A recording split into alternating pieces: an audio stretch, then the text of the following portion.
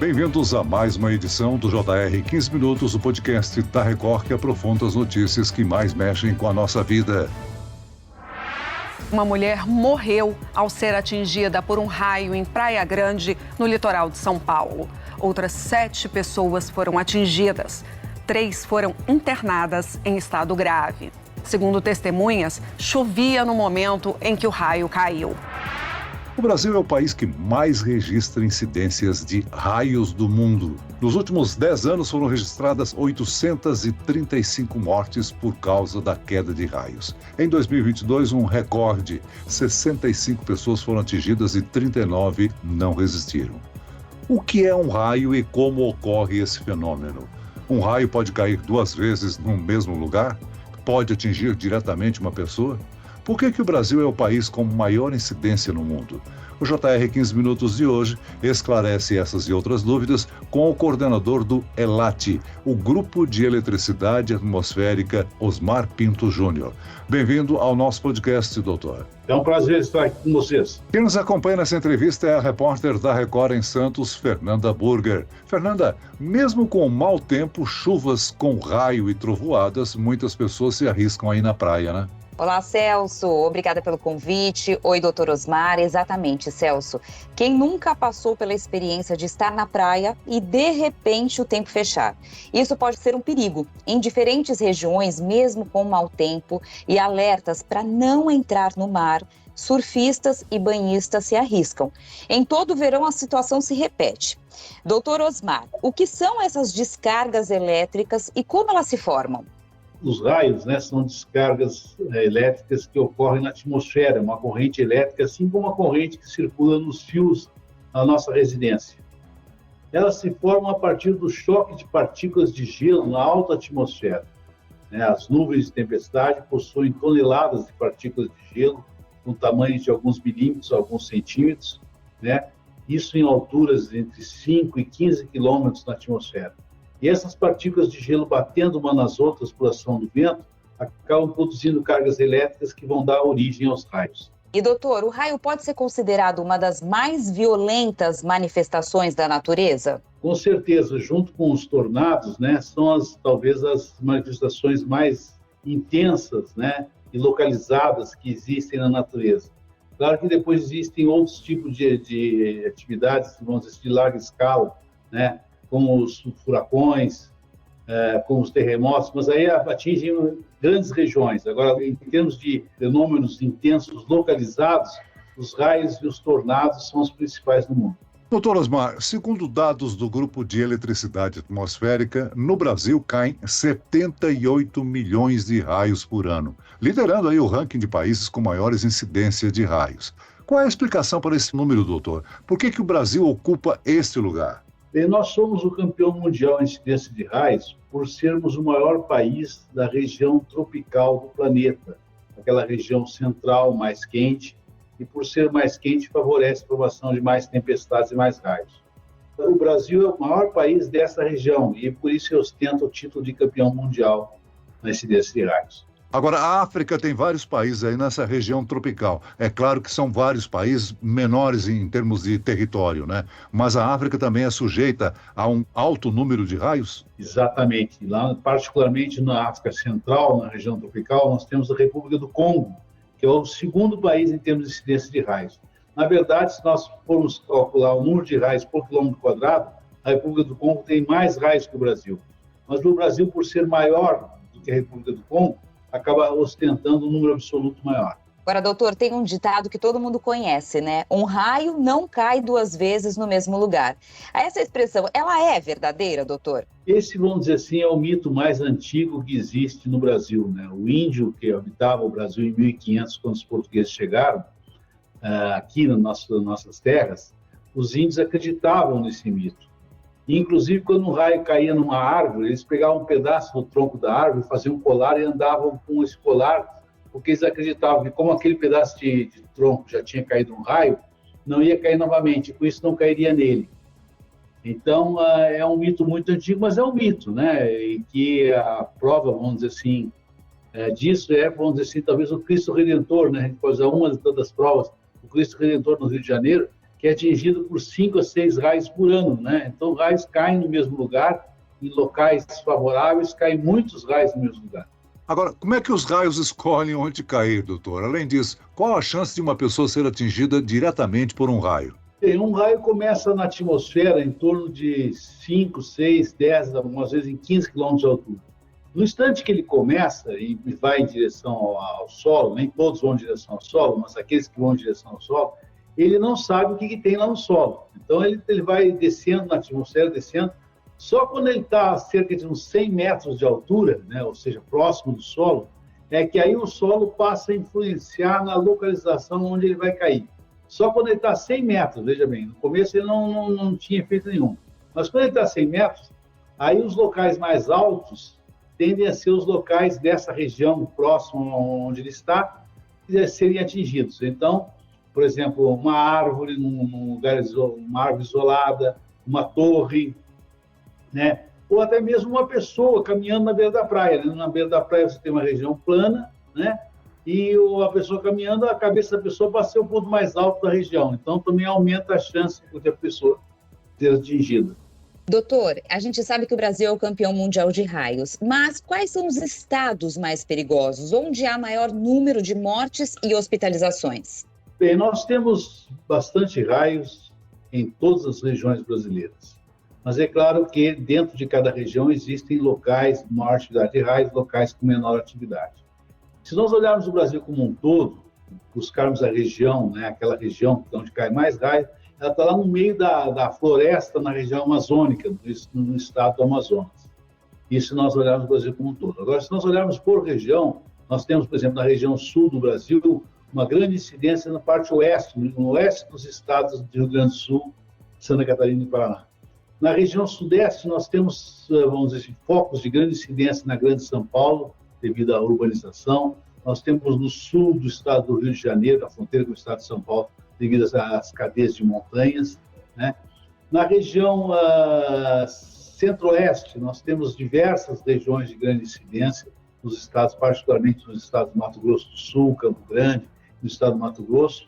Na região norte, né, nós temos, como eu já comentei, a floresta amazônica, e na região nordeste nós temos a região central.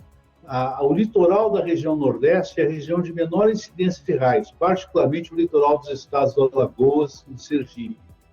Mas no centro de alguns estados, como no oeste da Bahia, no centro do Piauí e do Maranhão, nós também temos grande incidência de raios também.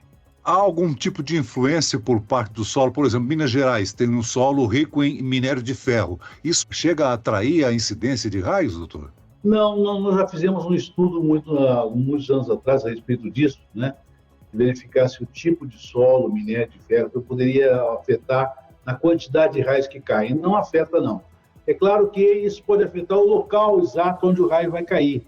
Se o raio está descendo, como eu comentei anteriormente, quando ele chega próximo do solo, aí sim, efeitos do solo podem redirecionar para um local ou outro. Mas em relação à quantidade de raios que vai cair no local, o tipo de solo não afeta. A altitude, as montanhas, sim. Aí sim, montanhas altas tendem a ter uma incidência de raios maior. Embora as chances de ser atingido por um raio sejam baixas, ainda existem aí vários fatores que podem aumentar o risco, né? Quais são os perigos inesperados, doutor? E como se proteger? 80% das mortes por raios no Brasil ocorrem a céu aberto, ao ar livre, quando as pessoas estão ao ar livre, seja no campo, seja numa praça, numa cidade, ou seja na praia. E 20% das mortes ocorrem dentro de casa. Então, em cada uma dessas situações, nós temos alguns pontos a salientar. Ao ar livre, né, o que você deve estar sempre atento à aproximação de uma tempestade. Se você está trabalhando no campo, se você está fazendo alpinismo, se está andando na beira da praia, dentro da água ou fora da água, né? Se você está numa praça de uma cidade, então você tem que estar atento à aproximação de uma tempestade. Como é que você descobre que tem uma tempestade se aproximando? Tem várias maneiras, né? Uma delas é que o céu começa a ficar mais escuro. A outra é que um ar gelado começa a soprar. Ou então você começa a escutar trovão, que é aquele barulho associado com raios que estão caindo a 10, 15, 20, 25 km de distância. Em qualquer uma dessas circunstâncias, percebida a aproximação de uma tempestade, você deve buscar abrigo imediatamente dentro de um carro fechado ou dentro de uma residência. Essa é a principal recomendação. O que a gente vê é que existe desinformação, existem pessoas que não sabem disso, né? E existem também pessoas que negligenciam essa situação, ou que acabam demorando a tomar uma definição. Então, muitas vezes, nós temos vários casos assim, né? Principalmente na beira da praia, no verão, que é uma época que nós estamos agora, né? Em que a pessoa vê a aproximação de uma tempestade, mas ela diz assim, vou ficar um pouquinho mais, só depois vou embora. Ou vou recolher o material, lavar os pés na água do mar. Então, muitas vezes, alguns minutos que ela, vamos dizer assim, acaba não deixando a praia, são fundamentais para acontecer ou não a fatalidade. Então, a pessoa tem que estar atenta e, na aproximação de uma tempestade, ela deve interromper imediatamente o que está fazendo, buscar um abrigo dentro de um carro, dentro de uma residência. Qual a relação do som do trovão com o raio? Bem, o raio, como nós comentamos, é uma corrente elétrica intensa. Quando ela acontece na atmosfera, ela aquece o ar na região onde ele passa, e o ar aquecido se expande e produz o som, que é o trovão. Então, o trovão é um barulho associado com a corrente elétrica que aquece o ar. Se você está num determinado local e acontece um raio, como a luz viaja a uma velocidade maior que o som, você primeiro vê o raio, depois você escuta o som. Isso se a distância for até de 20, 25 quilômetros.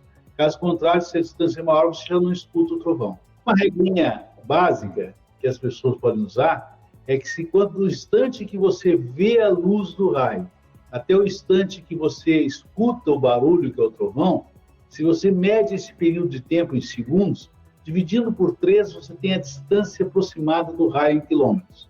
Agora, por que o avião não sofre o efeito de um raio, doutor? É a mesma razão do carro fechado. Um avião ou um carro fechado, né, por ser uma estrutura metálica, ele é atingido por raios, mas os raios não penetram dentro da estrutura de um metal fechado. Então, os raios circulam pela estrutura externa e seguem o seu caminho e não penetram dentro do objeto. Chamado, inclusive, conhecido na literatura científica como uma gaiola de Faraday, que foi o primeiro a fazer esse teste. Que um objeto condutor fechado, uma corrente elétrica não penetra ele. Então, dentro de um avião ou dentro de um carro, as pessoas estão 100% seguras. Doutor, o corpo emite sinais aos quais devemos estar atentos e que podem indicar a proximidade de um raio. E, nesses casos, o que deve ser feito? Quando existe a possibilidade de um raio cair muito próximo à pessoa, você sente um formigamento da pele, né? Então, isso, quando você sente, ou então o cabelo, os pelos do corpo ficam arrepiados. Essas manifestações do corpo são indicações de um iminente raio caindo muito próximo até mesmo em você. Então, quando você tiver essas manifestações, você deve imediatamente buscar se afastar do local onde você está.